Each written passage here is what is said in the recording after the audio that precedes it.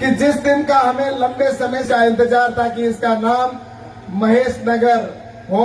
कमराराम जी कह जो लापी खड़ाई हैंग करे और शाम जो पाचा खान रवाना होया और रवाना हो यार जाते हम कोई आदमी आयो आदमी को हिदुर गया कि भाई कटे गया हाँ तो के मैं तो गपिये के बिद गया कि क्यों गया कि गपियों क्या कि हमारा गांव फोड़ना। आज का ये भव्य जो कार्यक्रम है महेश नगर जो नाम परिवर्तन हुआ है स्टेशन का, इसका जो लोकार्पण कार्यक्रम है उसके लिए आप सबको हार्दिक बधाई। गांव को गांव की इच्छा के अनुरूप गांव के स्टेशन का नाम मिला और अब इस हॉल्ट का आज नए नाम के साथ में लोकार्पण हुआ है। मुझे लगता है ये गांव के लिए अब अत्यंत खुशी का अवसर है। साहब भी उपस्थित है और मैं आज इस अवसर पर उनका स्वागत भी करता हूं। सभी मंच पर और बैठे सबका मैं स्वागत करना चाहूंगा कि आप सब हमारे इस कार्यक्रम के अंदर मंच के ऊपर बैठे अतिथि जोधपुर, जालोर और अन्य जगह से जो पधारे उनका मैं बाड़मेर के इस लोकसभा क्षेत्र में आप सबका तहे दिल से हार्दिक स्वागत और अभिनंदन करता हूं।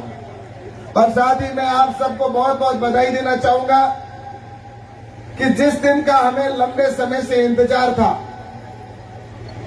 लगभग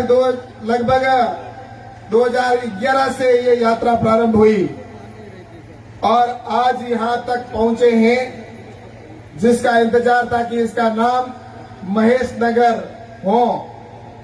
इसके लिए मैं सबसे पहले धन्यवाद देना चाहता हूं आदरणीय अमराराम जी चौधरी साहब को, क्योंकि मैं जब विधायक था उस समय आदरणीय हमीर सिंह जी और कान सिंह जी लगातार अमराराम जी के पास में आते थे, हनुमंत सिंह जी भी आते थे और मैं विधायक था तो उनके पास में रहता था और भाई तू का विधायक होने के नाते मेरा भी उनके साथ जाना हुआ और मैंने जाकर अमराराम जी से आग्रह किया, हम सब ने आग्रह किया कि इस नाम को, क्योंकि ये वर्षों से पहले ये इस नाम का नाम महेश और महेश बड़ा था, इसलिए इसका नाम परिवर्तन हो।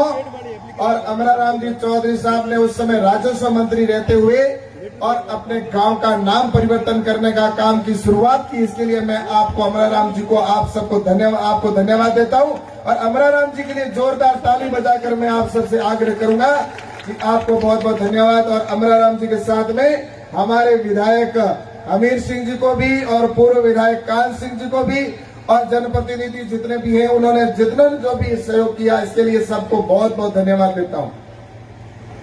अभी हमीर सिंह जी ने एक बात कही कि यहां से जाने के बाद में नाम वो मत लेना। हमीर सिंह जी ने बिल्कुल सही कहा। एक बार की घटना है, एक बार एक हमारे वहां पर रहता था, उसका नाम था गपिया। लोग उसको सब कहते थे कि गपिया आयो। गपिया ने एक दिन कहा, अरे सब मुझे गपिया कहते हो, मेरा नाम तो सही रखो। तो गांव वाला ने सबने कहा भाई एक दिन जीवन करावे तुम्हें। तो गांव वालों ने पूरे ने सबने कहा भाई ठीक है। उसने कहा मैं नाम के लिए कुछ भी करूंगा। पूरे गांव को जीवन जिमाया। अमराराम जी कह जो लापी खड़ाई हैंग करे और शाम जो पाचा खान रवाना होया और रवाना हो यार जाते हम कोई आदमी आयो आदमी को हिदुर गया कि भाई कटे गया हाँ तो के मैं तो गपिये के बिद गया कि क्यों गया कि गपियों क्या कि हमारा गांव फोड़ना हो। तो गांव की आजादी के बाद में इस देश के अंदर अगर ऐसी प्रधानमंत्री नरेंद्र मोदी जी जिस तरह से देश के अंदर काम कर रहे हैं, ऐसे अगर ईमानदारी के साथ में अगर दूसरी सरकारों ने उस समय अगर काम किया होता तो मेरे हिंदुस्तान की तस्वीर कुछ और होती। मैं आज इस मौके पर कहना चाहता हूं कि भारत आजाद हुआ और आजादी के समय अगर जवाहरलाल जी नेहरू जी इस देश के प्रधानमंत्री बने थे, उस जगह पर अगर सरदार वल्लभ भाई पटेल इस देश के प्रधानमंत्री बने होते तो देश की तस्वीर कुछ और होती।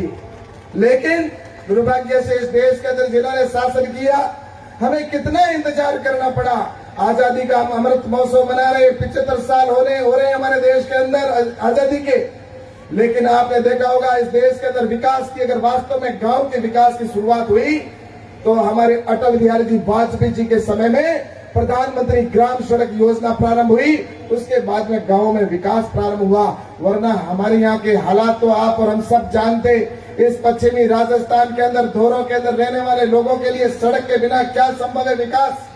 लेकिन उसकी शुरुआत अगर रखी गई तो हमारे अटल बिहारी जी वाजपेयी जी ने रखी। और उसके बाद में आज गाँव के अंदर आपने देखा होगा हमारे शौचालय की क्या स्थिति थी। देश के अंदर इस जगह हमारे बहनों को शौच जाने के लिए रात का इंतजार करना पड़ता था। हमारी बहन बेटियां सोच के लिए रात को जाती थी कि किस तरह से हम वो उनकी किस तरह से इज्जत तार तार होती थी। उन बहन बेटियों की इज्जत को बचाने का अगर किसी ने काम किया तो आजादी के 70 साल बाद मेरे देश के प्रधानमंत्री आदरणीय नरेंद्र मोदी जी ने शौचालय बनाकर उन बहनों को इज्जत देने का काम किया। हमारे आपने देखा होगा, यहाँ पर आपको पता है कि खाना बनाने के लिए जब लकड़ी गीली होती थी उसके बावजूद भी खाना बनाती थी, आंखों में आंसू आते थे और आंखों में आंसू आते हुए भी वो रोटी बनाकर हमें देती थी। हम सब जानते हैं, हमारे मेहमान आते थे, हम बड़े आराम से गुडाल के अंदर या बैठ कर करते थे कि भाई खाना ले आओ, चाय पिला दो, वो आराम से हमें लाकर देती थी। उसके दर्द को और उसके आंखों के आंसुओं को अगर किसी ने देखा और उनके आंसुओं को पहुंचने का काम अगर किसी ने किया तो प्रधानमंत्री अटल बिहारी नरेंद्र मोदी जी ने उज्ज्वला गैस योजना के तहत गांवों में गरीबों को देने का काम किया, वरना शहरों में भी कहां गैस के कनेक्शन थे। इस तरह के आज देखा आपने प्रधानमंत्री आवास की बात करें तो प्रधानमंत्री आवास के तहत गांवों में प्रधानमंत्री आवास दिए जा रहे हैं। आज गांवों के अंदर लाइट के लिए हमें कितना इंतजार करना पड़ा। लाइट के लिए पंडित दीनदयाल जी उपाध्याय के नाम पर जिस एक योजना प्रारंभ की कि गांवों में भारत आजाद होने के बाद सिर्फ 36% घरों में लाइट थी, लेकिन आज इस देश में लगभग 95% घरों के अंदर लाइट पहुंचाने का काम किया तो नरेंद्र मोदी जी ने उज्ज्वला गैस दीनदयाल ग्राम ज्योति योजना के तहत किया। ये मैं इसलिए कह रहा हूं कि आजादी के बाद में जो काम हुआ है इसकी शुरुआत हुई